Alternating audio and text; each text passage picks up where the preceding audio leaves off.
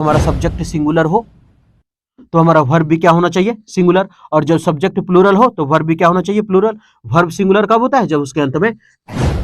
चलिए अभी हम पढ़ेंगे सेंटेंस इंप्रूवमेंट। ये जो सेंटेंस इंप्रूवमेंट है सब प्रीवियस ईयर का है। हम ज़्यादातर प्रीवियस ईयर पर फोकस करते हैं क्योंकि अधिकतर जो सवाल होता है खाली लैंग्वेज चेंज होता है, ग्रामर वही होता है। तो कभी कभी क्या होता है ना, कुछ आपको सेंटेंस इंप्रूवमेंट ही ऐसा चीज़ है जिसमें इडियम फ्रेज भी घुसा देगा, आपको सिनोनिम भी पूछ सकते हैं, या फिर ये भी पूछ देगा कि इसका फ्रेजल वर्ब सही लिख दीजिए, ऐसा है। ठीक है, तो हम इसमें देखेंगे कौन सा सही है और कौन सा ऑप्शन सही नहीं है, तो क्यों नहीं है। ठीक, आगे बढ़ते हैं। सिंस, जब से। The storm knocked in the power, जब से वो अपना पावर को क्या किया है, खतरनाक तरीके से दिखाता है ना, अत्याचार तरीके से दिखाता है। वी हैव बीन यूजिंग, हम लोग क्या कर रहे हैं, यूज कर रहे हैं candles to light our home, अपने घर को रोशनी देने के लिए हम लोग क्या प्रयोग कर रहे हैं, कैंडल्स का प्रयोग कर रहे हैं। सबसे पहले अगर हम देखें तो हम लोग अधिकतर बात करते हैं कि कैसा मैच है, तो बोलते हैं नॉकआउट मैच है जिसमें बुरी तरह से हारेगा सब। नॉकआउट क्या होता है, नॉकआउट मैच का मतलब होता है मतलब एक बार में सब खत्म हो जाना। नॉकआउट मतलब ये होता है एक बार में, मतलब एक बार जो होगा सो एक बार होगा, बाकी सब खत्म, मतलब बुरा तरह से हरा देगा, है ना। तो बुरी तरह से क्या करता है, वो हरा देता है। और एक ही मीनिंग होता है नॉकआउट। बाकी नॉकआउट के साथ अगर हम नॉक ओवर लगा दे, जो कि कोई मीनिंग नहीं देता, ये सब गलत मीनिंग देता है। नॉक अवे कोई मीनिंग नहीं देता, नो इंप्रूवमेंट तो होगा नहीं क्योंकि नॉक के साथ इन लगा हुआ है। तो हम लोग एक ही चीज जानते हैं कि नॉकआउट होता है, नॉकआउट का मतलब होता है बुरी तरह से। अब सवाल की ये नॉक ओवर कुछ नहीं होता है, नॉक अवे नहीं, ये रेड हेरिंग है। रेड हेरिंग का मतलब होता है मुख्य मुद्दे से भटकाने वाला मुद्दा। मेरा मुख्य मुद्दा ये है लेकिन ये मुद्दा दिया गया है, इसका मतलब नहीं होता है कुछ। जैसे हम मान लेते हैं अगर हम गिव अप मतलब होता है त्यागना, गिव अप का मतलब होता है त्यागना। अब ओरी बोरी चीज लगा दे गिव ओवर, तो ये तो नहीं होगा ना फिर। तो इस तरह से है, तो इस तरह से ओरी बोरी ही लगाया गया। हाँ गिव अवे है तो उसका मतलब तो मीनिंग आ जाएगा। लेकिन हम एक एग्जांपल के थ्रू समझे कि जिसके साथ जो प्रीपोजिशन है वही प्रीपोजिशन का मीनिंग निकलेगा, जो हमेशा आता है। जैसा मान लेते हैं कि हम किसी एडोर के साथ प्रशंसा कर रहा होता है, या फिर अधेर के साथ होता है टू। अधेर के साथ हमेशा क्या लगता है, टू लगता है, अधेर टू। ठीक है, अब अधेर के साथ टू लगता है, किसी चीज के बात पर टिक करके रहना। अब अधेर अप कर देंगे और बोलेंगे किसी चीज के बात पर टिक के रहना मीनिंग होगा, तो ये तो गलत हो गया। ठीक है, तो ऐसा याद रखना है कि जो फिक्स प्रीपोजिशन है, जो सटल आता है, उसको सटा के ही रखना है ना। तो यहाँ इन हटा, आउट सटा, इन हटी, आउट सटी। तो since the storm knocked in the power, जब से वो अपना बुरी ताकत दिखाया है, कौन, तूफान, तब से हम लोग क्या कर रहे हैं, लाइट बत्ती चल गया होगा तो हम लोग कैंडल का प्रयोग कर रहे हैं। तो नॉकआउट का मतलब था बुरे तरह से हराना। तो मेरा एक ही आंसर होगा और वो है ए नंबर। अब सवाल की इसका समझ में नहीं आया, कुछ और बताइए, इसमें ग्रामर और ग्रामर कैसे प्रयोग हुआ है। यहाँ लिखा है, अगर हम देखें तो ये तो पूरा सुधारना था। सिंस के बाद जो भी पूरा वर्ड था उसको तो सुधारना था, वो हम सुधार के लिख दिए। ठीक, उसके बाद देखें वी। वी हमारा क्या होता है, प्लूरल। वी क्या, हम लोग है ना, वी मतलब हम लोग, और ये है प्लूरल। तो हमको वर्ब कैसा चाहिए, प्लूरल। वर्ब कैसा चाहिए, प्लूरल चाहिए। और वर्ब प्लूरल कब होता है, जब उसमें एस नहीं होता। ऐसे याद रखिए, A for apple, B for ball, C for cat. तो उसी तरह से जब एस आता है तो याद रखना है S for singular. S for क्या होता है, सिंगुलर। तो जब भी हम वर्ब का बात करेंगे तो याद रखना है कि जिसके जिसके अंत में एस होगा वो हमारा सिंगुलर होगा।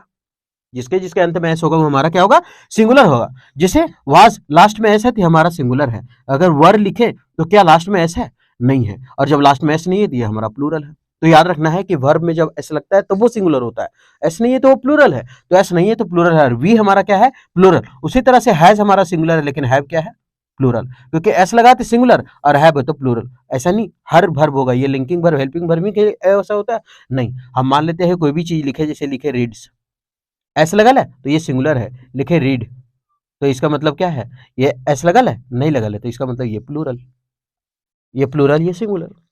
ठीक है, तो यहाँ अगर देखें तो वी हमारा क्या है, प्लूरल है। तो हमको वर्ब भी प्लूरल चाहिए, तो यहाँ हैव लिखा हुआ है, वी हैव। और हैव हमारा क्या है, प्लूरल, क्योंकि एस नहीं है तो प्लूरल हुआ, तो ये है ऐसा। We have been using perfect continuous tense का दिया हुआ है, कोई बात नहीं, सही लिखल है, बिन के बाद आईएनजी लगना चाहिए, यूजिंग लिखल है। अब कैंडल्स है और बहुत सारे मोमबत्ती का बात हुआ है। टू हमारा इन्फिनेटिव है, टू क्या है, इन्फिनेटिव। और टू के बाद वर्ब का पहला फॉर्म आता है। टू इन्फिनेटिव है तो टू के बाद वर्ब का पहला फॉर्म आएगा। उसके बाद है आवर होम। तो टू के बाद इन्फिनेटिव लगा है नहीं, टू के बाद वर्ब का पहला फॉर्म होता है। लेकिन यही चीज अगर टू के बाद बी रहे ना, तो उसके बाद वर्ब का तीसरा फॉर्म आएगा। लेकिन ये हम बोलेंगे कि ये एक्टिव वॉइस में है और ये हम बोलेंगे ये पैसिव वॉइस में है। ठीक, तो टू के बाद हमेशा क्या आता है, वर्ब इन्फिनेटिव आता है।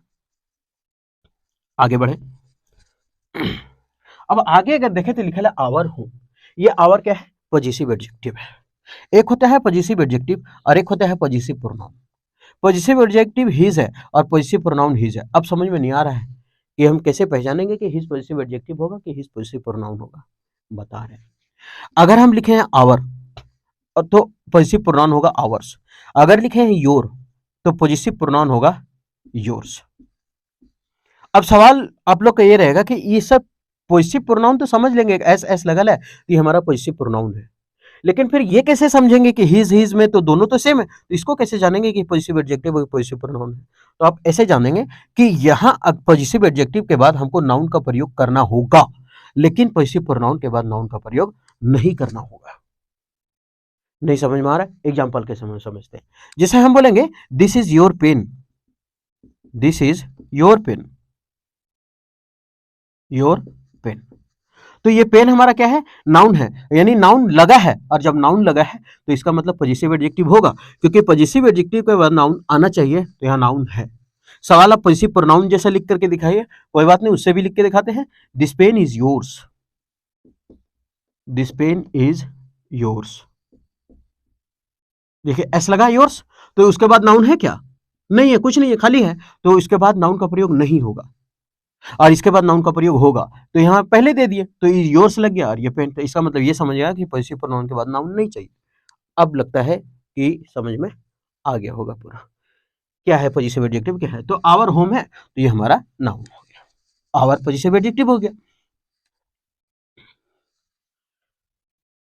आगे, could you please tell me, क्या आप मुझे बता सकते हैं? कुड है मॉडल, और कुड क्या है? मॉडल, और मॉडल के बाद क्या लगता है? वर्ब का पहला फॉर्म। लेकिन यही चीज अगर मॉडल आया और मॉडल के बाद अगर बी आया तो उसके बाद वर्ब का तीसरा फॉर्म आएगा। वर्ब का कैसा फॉर्म रहेगा? तीसरा फॉर्म रहेगा। तो मॉडल प्लस वर्ब, लेकिन ये रहेगा एक्टिव वॉइस में, और ये फिर से रहेगा पैसिव वॉइस में। ये कहेगा आप एक्टिव वॉइस का है, और ये पैसिव वॉइस में काम करता है जब एक्टिव पैसिव चेंज करते हैं। तो मॉडल के बाद वर्ब का पहला फॉर्म आता है, तो कुड के बाद प्लीज लिखा हुआ है, ये सही है, गलत नहीं है। कुड यू प्लीज, अच्छा ये प्लीज नहीं, वर्ब है मेरा यहाँ, sorry. Could you please tell me, क्या कृपया आप बता सकते हैं मुझे? तो कुड के बाद वर्ब का पहला फॉर्म आ गया, ठीक है। ये वर्ब नहीं है, प्लीजिंग तो नहीं होता है, ये है, सॉरी गलती हो गई। Could you please tell me, क्या तुम मुझे बता सकते हो? और टेल हमसे ऑब्जेक्टिव केस लेता है, तो ये हमारा ऑब्जेक्ट है। विच लैंग्वेजेस, कि कौन सा लैंग्वेज है यू आर फ्लुएंट इन, जो तुम बहुत ही अच्छा से बोल सकते हो? तो सबसे पहले यू आर फ्लुएंट इन तो होता नहीं है, जब भी होता है तो यू आर फ्लुएंट। अभी फ्लुएंट हमारा क्या, मान लेते हैं कि यू आर फ्लुएंट, फ्लुएंट का मतलब धारा प्रवाह, तो क्या धारा प्रवाह? यू आर फ्लुएंट, तुम धारा प्रवाह हो। अरे तुम धारा प्रवाह नहीं, तुम बोलते हो धारा प्रवाह, तो बोलना का इंग्लिश तो चाहिए। तुम धारा प्रवाह हो, ये कौन हिंदी है? यहां लिखा हुआ है कि could you please tell me, क्या तुम बता सकते हो विच लैंग्वेजेस तुम धारा प्रवाह, भाई कौन सा लैंग्वेज तुम धारा प्रवाह हो? कौन सा लैंग्वेज तुम धारा प्रवाह नहीं हो, कौन सा लैंग्वेज में तुम धारा प्रवाह बोल सकते हो, ऐसा बोलेंगे ना। तो बोलना का इंग्लिश कहां लिखा है यहाँ? स्पीक तो है ही नहीं। हम बोलेंगे कि बताओ तो कौन सा लैंग्वेज तुम धारा प्रवाह है, ये कौन सवाल हुआ पूछने का? कौन सा लैंग्वेज तुम धारा प्रवाह बोल सकता है, ऐसा बोल सकते हैं एकदम फ्लुएंट। तो हमको स्पीक का मीनिंग चाहिए, और स्पीक का मीनिंग चाहिए तो ढूंढते पहले, अच्छा नहीं मिले तो ऑप्शन छाट के देखते हैं, गलत है, चल यहाँ तो गलत है कि हमको नहीं मिला, और जब ये गलत है नो इम्प्रूवमेंट है, ये नहीं, चलो ये गलत है, इसका मतलब सुधारने का जरूरत है। अगर हम देखें यू मे बी, अभी हम बताएं कि मॉडल के बाद अगर बी आता है तो उसके बाद वर्ब का तीसरा फॉर्म आता है, और यहाँ लिखा है स्पीक, फ्लुएंट इन स्पीकिंग, तो ये तो वर्ब का तीसरा फॉर्म दिया ही नहीं है, वर्ब का तीसरा फॉर्म तो नहीं दिया है ना। अगर वर्ब का तीसरा फॉर्म होता तो दूसरा कुछ होता, तो यहाँ वर्ब का तीसरा फॉर्म है ही नहीं, तो फिर ये तो गलत हो गया, वर्ब का तीसरा फॉर्म चाहिए, यहाँ तो नहीं है, तो ये गलत हो गया, नहीं पहला का गलत है। और छाट करके देखते हैं, यू फ्लुएंटली स्पीकिंग, ये कॉन्टिन्यूअस टेंस में है, क्या तुम बोल रहे हो? कॉन्टिन्यूअस तो काम जारी होता है, यहाँ काम जारी है ही नहीं, तो जब काम जारी नहीं है तो ये गलत हो गया। यू हैव बीन फ्लुएंट, हम क्या बोले, ये प्रेजेंट परफेक्ट कंटिन्यूअस है, हैव बीन के बाद आईएनजी फॉर्म है, तो हैव बीन के बाद आईएनजी होना चाहिए, ये तो गलत हो गया। अब इसका मत देखिए, यहाँ देखना है, क्योंकि प्रीपोजिशन के बाद तो आईएनजी होता ही है, तो प्रीपोजिशन के बाद आईएनजी होता है, इसलिए प्रीपोजिशन के बाद आईएनजी लिखा ले सब में। तो इसका मतलब बचा है ऑप्शन बी नंबर, तो क्या थेथर्जिशन बी नंबर मार दे? नहीं, क्यों मार दे, पहले बताइए इसके बारे में कि क्यों होगा। सबसे अगर पहले देखेंगे तो यू हमारा सब्जेक्ट है, और उसके बाद फ्लुएंट है, वर्ब का पहला फॉर्म है, और वर्ब को क्वालिफाई करने के लिए हमको एडवर्ब का जरूरत होता है, और जब एडवर्ब का जरूरत होता है एडवर्ब चाहिए, और एडवर्ब 90% एडवर्ब क्या होता है, एलवाई इंडिंग वर्ड हमारा एडवर्ब होता है। तो यहाँ यू सब्जेक्ट है, ये वर्ब का पहला फॉर्म है, और वर्ब को क्वालिफाई करने के लिए हमारा एडवर्ब आया है, इसका मतलब ये सही है। तो सेकंड नंबर क्या हुआ, सही हुआ। आगे बढ़े। When I reach the market place, जब हम मार्केट प्लेस पर पहुंचे, व्हेन आई रीच्ड, जब हम पहुंचे, ये रीच्ड है वर्ब का दूसरा फॉर्म, यानी सेंटेंस पास्ट में, सेंटेंस किसमें, पास्ट में। व्हेन आई रीच्ड, कहां पर पहुंचे, द मार्केट प्लेस पर पहुंचे। द हमारा डिटर्मिनर है, डिटर्मिनर ए भी हो सकता है, डिटर्मिनर एन भी हो सकता है, डिटर्मिनर द भी हो सकता है। इसके बाद अगर एक वर्ड होता है तो हमारा वो नाउन होता है, इसके बाद अगर दो वर्ड होता है तो पहला वाला एडजेक्टिव, दूसरा वाला नाउन होता है। अगर इसके बाद तीन वर्ड होता है तो पहला वाला एडवर्ब होता है, दूसरा वाला एडजेक्टिव होता है, और तीसरा वाला हमारा नाउन होता है। तो पहला वाला नाउन है, दूसरा एडजेक्टिव है, तीसरा एडवर्ब है।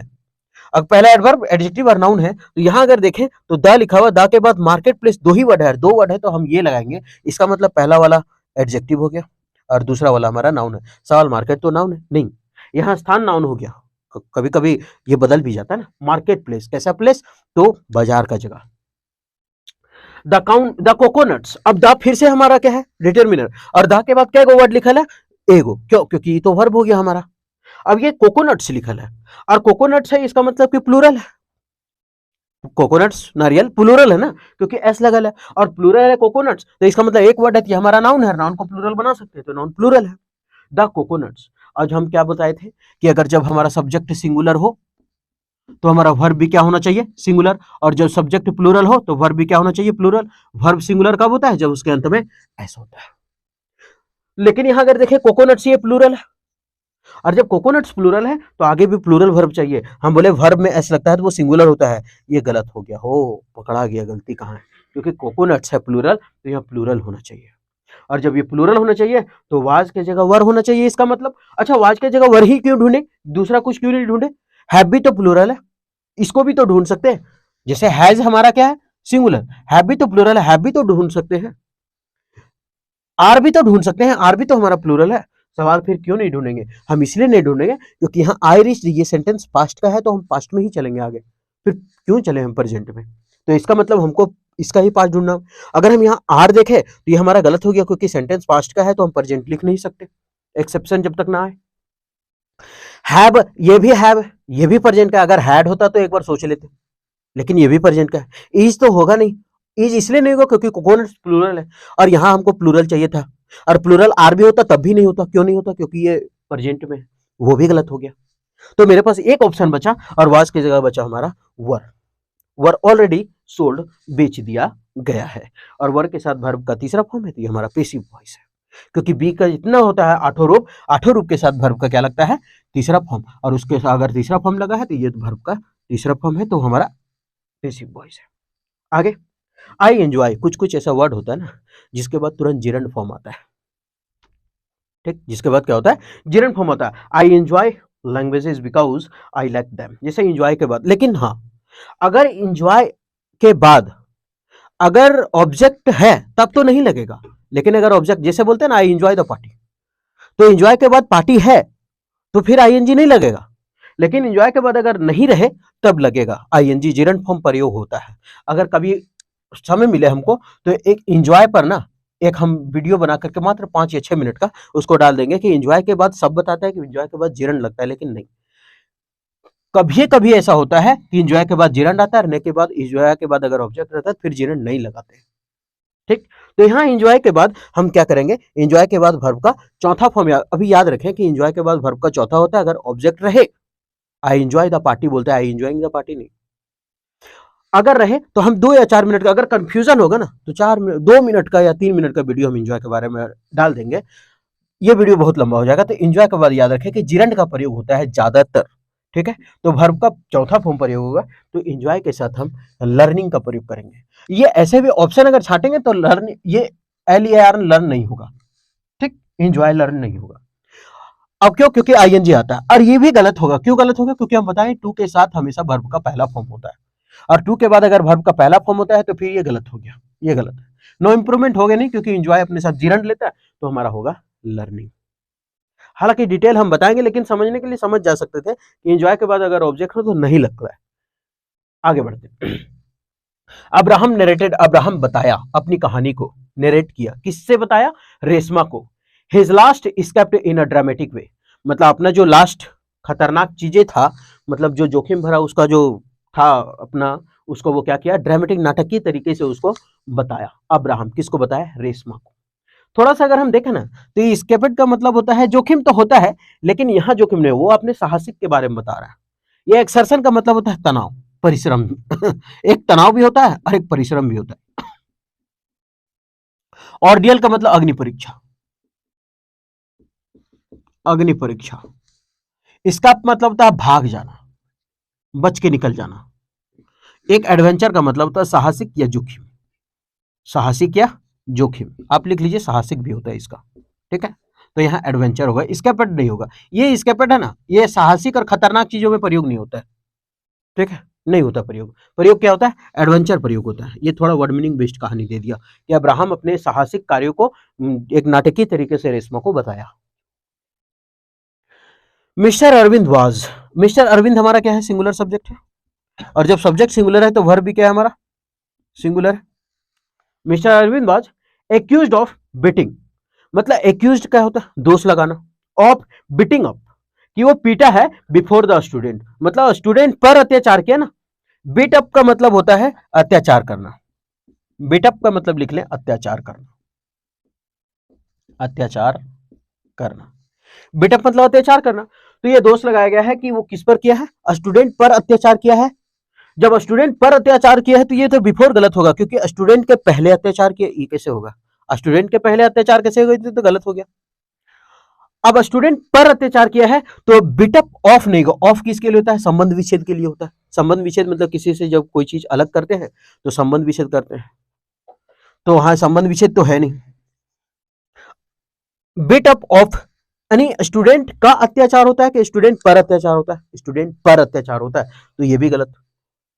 अगर हम देखें बिटिकम, स्टूडेंट में अत्याचार नहीं होता है, स्टूडेंट में अत्याचार नहीं, स्टूडेंट पर अत्याचार होता है, और जब पर होता है तो ऑन होगा, तो इसका मतलब होगा सी नंबर। थोड़ा सा समझना होगा कि अरविंद जो है वो दोषी ठहराया गया था कि वो क्या स्टूडेंट्स पर क्या अत्याचार, स्टूडेंट पर अत्याचार कर रहा था, या फिर हुआ था, जो भी था ऐसा हुआ था, तो स्टूडेंट पर अत्याचार होता है ना।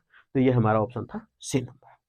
तो उम्मीद करते हैं कि ये जो सेंटेंस इंप्रूवमेंट है वो अच्छे से समझ में आया होगा। उम्मीद करते हैं सेशन ठीक लगा होगा। फिर मिलते हैं नेक्स्ट वीडियो में।